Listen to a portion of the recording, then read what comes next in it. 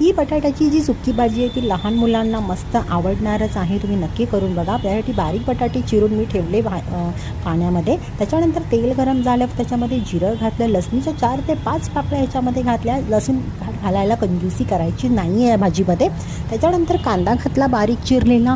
त्याच्यानंतर व्यवस्थित कांदा परतून घेतला चॉकलेटी रंगावरती. त्याच्यानंतर मी ह्याच्यामध्ये घातला आपला मालवणी तिखट, काश्मीरी मसाला, धना जिरा पावडर, हळद आणि मीठ व्यवस्थित परतून घेतलं. त्याच्यानंतर मी जे बारीक चिरलेले जे आपले बटाटे होते ते त्याच्यामध्ये घातले, व्यवस्थित परतून घेतलं. पाण्याचा वापर याच्यामध्ये करायचा नाही आहे किंवा त्याच्यावर आपण जेव्हा डिश ठेवतो त्या डिशमध्येही पाणी ठेवायचं नाही आहे. बारीक फ्लेमवर ठेवा तुम्ही आणि मध्ये मध्ये एक ओपन करून बघा की खाली लागली तर नाही आहे ना बटाट्याची भाजी.